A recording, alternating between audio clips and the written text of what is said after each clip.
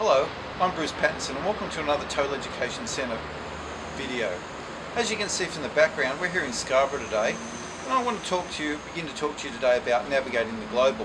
We're going to look at Alex Miller's Journey to the Stone Country, an Australian novel, the one where we focus specifically on going global. It's a great example that we can take this video in England, we can make it work, send it to you anywhere in the world, and that's part of what this module talks about. It's talking about communication across the world and many other aspects. Soon we'll walk inside and we're going to talk specifically about the text. Welcome back in. I'm going to talk today, as I said outside in my introduction, about Journey to the Stone Country, this wonderful book that describes navigating the global very, very well. And reading it, you would have found that it's an intriguing book it's not politically correct like most of the Indigenous literature that we see. What it is it gives broad overviews and different focuses and different pictures and lots and different perspectives. It's a very intelligent book and it's a very well written book. But before we go into it in any detail in the terms and context of navigating the global, what I'd like to do is talk to you about a little bit about ways of thinking and how the world's changed and how this text fits into that. I'd like to read to you a paragraph or two from this excellent book, Sapiens, A Brief History of Humankind by Harari. And I can recommend this book highly in your studies of navigating the global because it's an analysis of humankind's development and the changes in our history. And it talks about that progression to the global and how people have developed and moved towards one identity. There's also another video in this series of the White Tiger, and I read another section of Harari, and even if you're not studying the White Tiger, I suggest you go and look at that video and have a listen to what Harari says if you're not going to read the book, but I do recommend it. He talks here about the Industrial Revolution and how that united people and brought about dozens of upheavals. But he talks about other things such as urbanisation, the disappearance of the peasantry, the rise of the industrial proletariat, the empowerment of the common person, democratisation, and all those, the disintegration of patriarchy and all those sort of issues that have come up. But he does say this very specifically, and I'll read you, this is page 398. Yet all of these upheavals are dwarfed by the most momentous social revolution that ever befell humankind, the collapse of the family and the local community, and their replacement by the state and the market. As best we can tell from earliest times, more than 1 million years ago, humans lived in small, intimate communities, most of whose members were kin. The cognitive revolution and the agricultural revolution did not change that.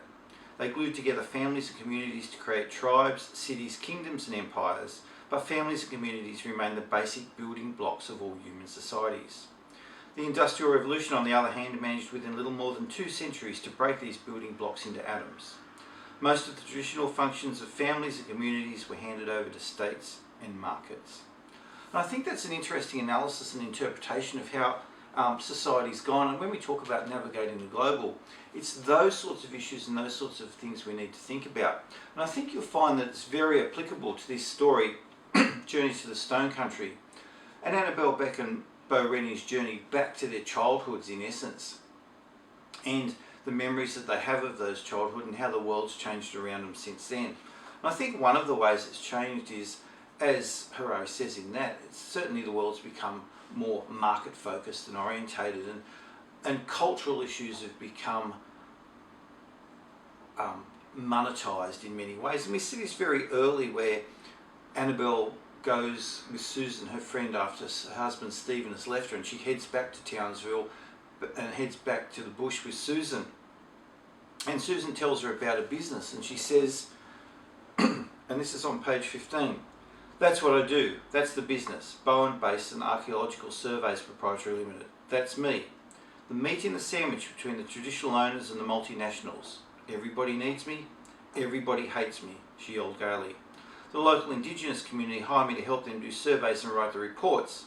They send along a couple of field officers who are supposed to know the country, and we search the area together for evidence of the old people. The cost is little to the mine. It's the delays they can't stand, the leisurely pace of life out here. The Murrays don't work to white fella schedules. That's not the way it is."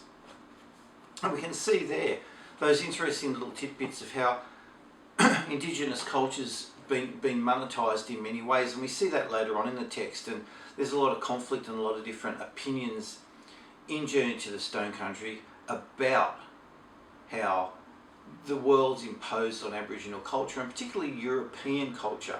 And we see one very interesting point later on when they go back to the old station, and Annabelle sees value in the relics, and yet Bo doesn't see value in the relics. And sorry, that Indigenous culture is extremely important, but it's devalued against European culture in many ways, and that dominating culture that pushed them out.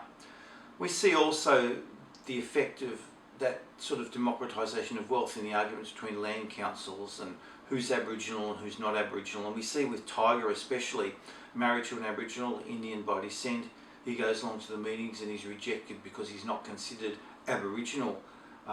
Whereas the person who's so rude to him and insults him at that had pretended to be Spanish growing up because she didn't want to be seen as Aboriginal. And that shows the changing world and how navigating the global is a very individual thing.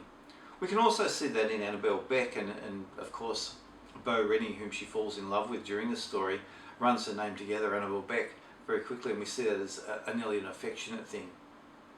And what happens to her is she moves from Melbourne and that cultured university society of logic, and it's very reinforced there about Steve and her husband is logical, and he writes her letters that are logical, and why she should come back to him, and why he should be able to come back to her, and that the affair was nothing, and etc, etc. Whereas with Bo, it's a far more flowing thing, and it goes on gut feel and emotion and all that Aboriginal cultural heritage, and the very different ways of dealing with the world, and very different pictures and visions of how the world is. And I don't think that the author says one's right or wrong. What he does is he just gives those different characteristics and shows how each one evolves a place in this new world. And I think if we look back to Harari's comment about how family and culture is broken down, we see that very clearly in this book, and we see that the Aboriginal society has been broken down and splintered and disintegrated, not only into political factions and the arguments with the land council, but the dispossession and the effects of that, and how that sort of hatred lingers on. And we see that especially in Old Panya, and when she tells the story about how when she was a child, Annabelle's father and the other white settlers butchered and murdered her family up near in the old country, and that then they sat down and had a cup of tea.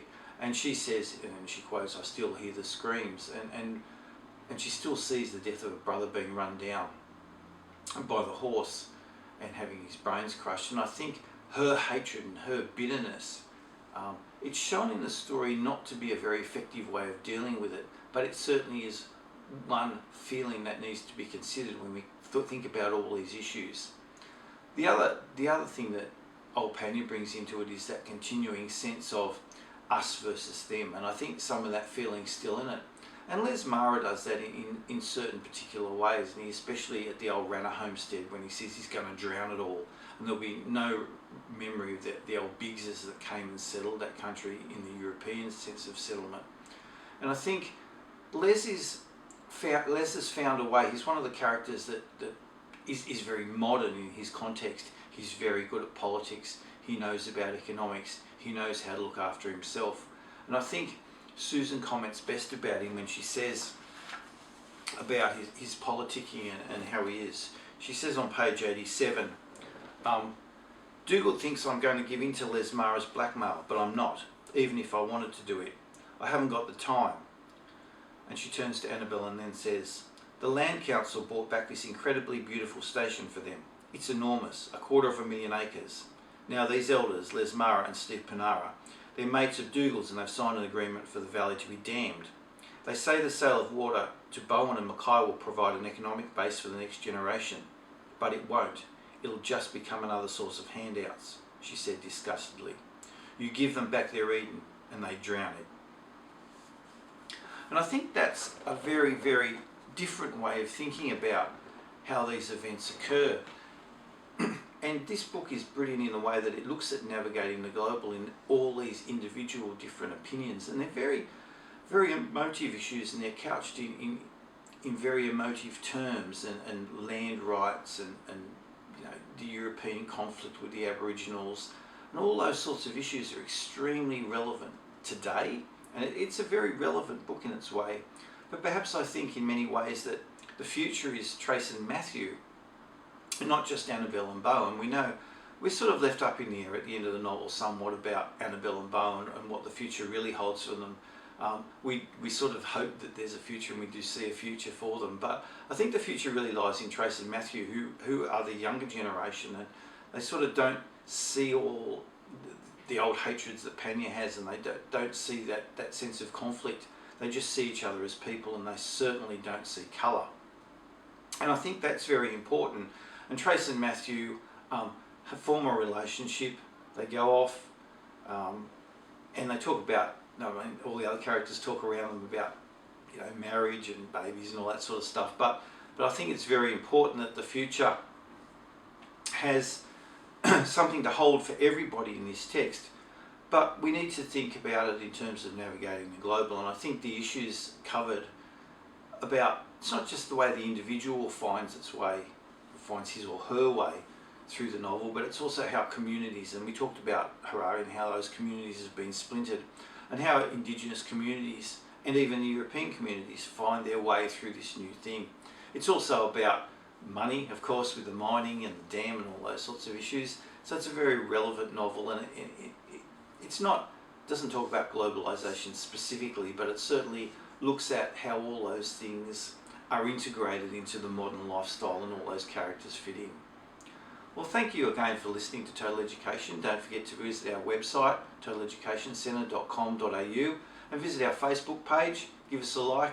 If you like this video and you think it's helpful, or you have any questions, leave a comment, give us a like down below. Thanks again. Bruce Pattinson. Goodbye.